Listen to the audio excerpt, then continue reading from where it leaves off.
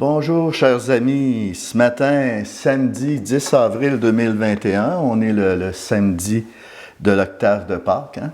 L'octave, ça dure 8 jours. Hein? C'est comme un long dimanche qui se prolonge pendant 8 jours. Et puis, chaque jour de l'octave, c'est le jour de Pâques. Alors, c'est un beau temps de réjouissance. Et puis, parce que quand ça dure juste 24 heures, Pâques, tu sais, le lendemain, on reprend nos habitudes puis tout, puis il me semble que l'octave, c'est un cadeau que l'Église nous donne à travers la liturgie pour vraiment s'imprégner de la joie de la résurrection, s'imprégner de ce qui nous habite. Puis ça concerne toute la vie chrétienne, ça, Pâques. Hein? Alors, ça doit nous habiter chaque jour de notre vie, parce que Christ est ressuscité. Hein? Alléluia. Alléluia. Et on accueille cet évangile pris dans Saint Marc, chapitre 16, versets 9 à 15. Préparons-nous vraiment à accueillir cette bonne nouvelle. C'est Jésus qui a vaincu la mort. C'est Jésus qui est assis à la droite des yeux de mon Père.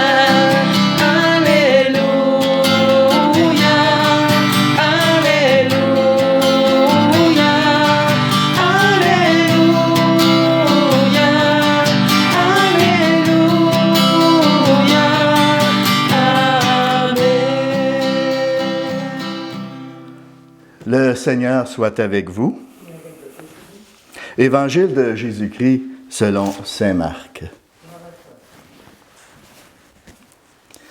Ressuscité de grand matin, le premier jour de la semaine, Jésus apparut d'abord à Marie-Madeleine, de laquelle il avait expulsé 7 démons. Celle-ci partit annoncer la nouvelle à ceux qui, ayant vécu avec lui, s'affligeaient et pleuraient. Quand ils entendirent qu'il était vivant et qu'elle l'avait vu, ils refusèrent de croire.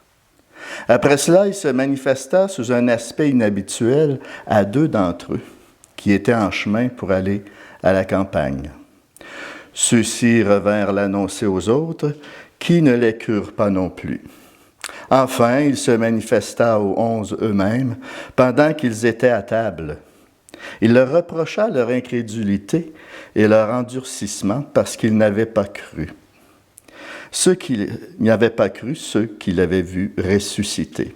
Puis il leur dit, allez dans le monde entier, proclamez la bonne nouvelle à toute la création. Acclamons la parole de Dieu. C'est Jésus qui a vaincu la mort. C'est Jésus qui est assis à la droite des yeux de mon Père. Alléluia, Alléluia,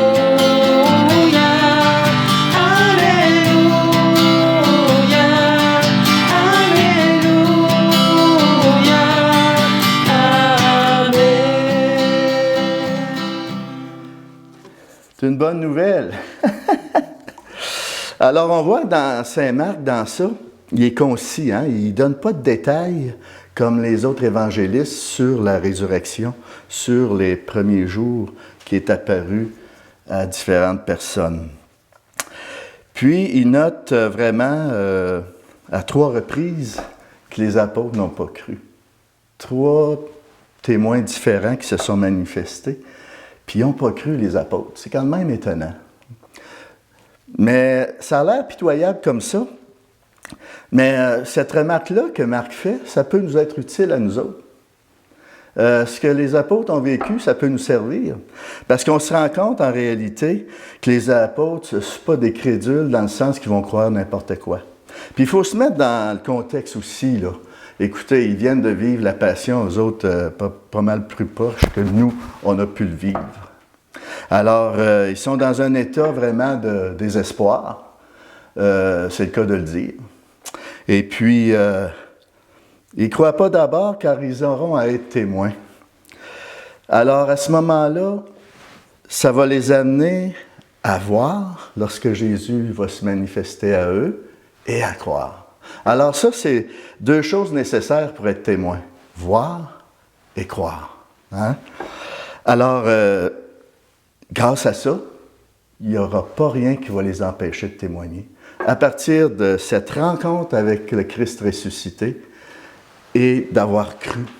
Cette foi qui est un don de Dieu, cette foi qui a trempé dans le doute aussi, qui fait que c'est une foi plus ferme. Parce qu'ayant trempé dans le doute comme ça, ce qu'il croit, c'est dur. Hein? C'est dur comme fer, comme on dit. Hein? Alors ça va nous servir, ça aussi. Parce que la foi chrétienne, ça ne repose pas sur la disparition d'un corps. La foi chrétienne, ça repose sur l'expérience des premiers témoins. Cette expérience qu'ils ont rencontré Jésus vivant dans leur vie. Puis en 2021, c'est encore comme ça, il n'y a rien de changé. Il n'y a rien de changé. C'est pour ça que moi, comme baptisé, je suis appelé à expérimenter la présence du Christ ressuscité dans ma vie. Puis on le voit partout dans les évangiles, dans les lettres et tout ça, qu'il y a autant de façons que Jésus se manifeste à ceux qu'il a choisis, il y a autant de façons de faire qu'il y a de personnes. Puis on est tous appelés à vivre cette rencontre avec le ressuscité, de s'en approcher. Alors ça, là, il ne faut pas rêver en couleur puis dire que ça, je vais y arriver par moi-même. Non. J'ai besoin, comme baptisé, de me laisser guider par des frères et sœurs qui ont vécu cette expérience-là. Par des frères et sœurs qui, chaque jour, cherchent. Moi, je l'ai vécu, cette rencontre-là. Mais ce n'est pas couler dans le ciment une fois pour toutes. J'ai à renouveler ce oui-là. J'ai à renouveler ma confiance en lui, sachant très bien qu'il est vivant, parce qu'il y a eu une première saisie. Mais après ça, ça a besoin d'être purifié, ça a besoin de maturité. On a besoin d'une maturité dans notre foi. Mais j'y arrive pas tout seul, j'ai besoin de l'Église. J'ai besoin des frères et sœurs qui l'ont vécu. Puis j'ai besoin de la parole de Dieu lue dans l'Esprit Saint. L'Esprit Saint qui souffle où il veut et quand il veut. L'Esprit Saint qui transforme nos vies de l'intérieur par la parole, puis qui fait de moi un croyant et un témoin. Puis ça, là, c'est à la portée de tout le monde si je me décide. Ça prend une décision. Il faut que je me décide. J'ai à exprimer ce désir de m'approcher du ressuscité. Puis c'est ça qui va faire que c'est une bonne nouvelle parce qu'il y a une transformation dans ma vie. Si je m'arrête juste à dire « Oh, la parole de Dieu, c'est quelque chose de beau, c'est des belles paroles, mais puis que ça ne transforme pas ma vie, bien, excuse-moi, c'est pas une bonne nouvelle. C'est des belles paroles. Mais cette parole, le Verbe s'est fait chair et il a habité parmi nous. Cette parole veut prendre chair en toi. Peu importe ton passé, peu importe l'idée que tu te fais de toi-même, cette parole te transforme, puis c'est ça la bonne nouvelle. Le Verbe s'est fait chair, il a habité parmi nous, puis maintenant que le Christ est ressuscité, il veut faire de ton cœur sa demeure avec toute la Trinité. C'est ça une bonne nouvelle. Puis c'est encore plus une bonne nouvelle quand ça paraît dans ta vie. Quand l'Écriture sainte, c'est plus seulement une lettre, elle vient s'inscrire dans ton cœur, dans toute ta vie, puis c'est ça qui fait que tu es un beau témoin. Puis très souvent, tu n'as même pas besoin de parler, puis les gens, ils sont comme saisis par ton agir, parce que tu es. Combien de fois j'ai vu des gens qui me demandaient « As-tu vu telle personne? Il y a quelque chose, moi je voudrais avoir ce que cette personne a là. » On a vu ça, j'ai vu ça. Alors on voit que ça a une influence. Alors quand tu vis cette rencontre-là réelle, avec un Christ ressuscité qui est vivant, alors ça m'amène à en parler. Puis c'est ça l'Église. Puis être témoin aujourd'hui, là, c'est ce qui constitue mon identité comme baptisé. Hein? Accomplir la tâche d'être témoin aujourd'hui, cette tâche d'évangélisation par le témoignage, c'est pas optionnel. Ça fait partie intégrante de mon identité chrétienne. On a à se rappeler ça. Même si on vit dans une société laïque, même si on ne fait plus partie du discours dans la société, moi, j'ai à continuer à resplendir de sa vie, tout simplement parce que ça me fait vivre. Maintenant, c'est correct.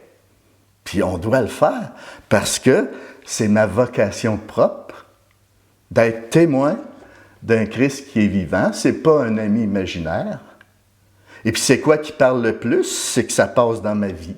C'est la même chose pour vous autres, hein? Qui vous nourrissez de la parole. Puis tu prends conscience que appartenir au Christ, ça me nourrit. Puis en raison de toute la gratitude que j'ai, de toute cette joie que ça me procure, de tous les bienfaits que ça m'apporte, j'ai encore plus envie de le communiquer. C'est quelque chose que tu ne peux pas garder pour toi. Ça déborde. Alors, frères et sœurs, chers amis, hein, entrons dans ce commandement de notre Seigneur ressuscité, aller dans le monde entier, proclamer la bonne nouvelle à toute la création. Alors moi, là, je vous confie ça ce matin, en ce beau samedi. Et puis, que le Seigneur vous brûle de ce feu. C'est la grâce que je demande pour vous. Ce feu qui habitait nos premiers témoins de l'Évangile, pour un renouveau dans l'Esprit Saint, dans l'Église et dans le monde. Puis moi, je vous bénis au nom du Père, du Fils et du Saint-Esprit. Demeurez dans la joie et la paix du Christ. Alléluia, alléluia.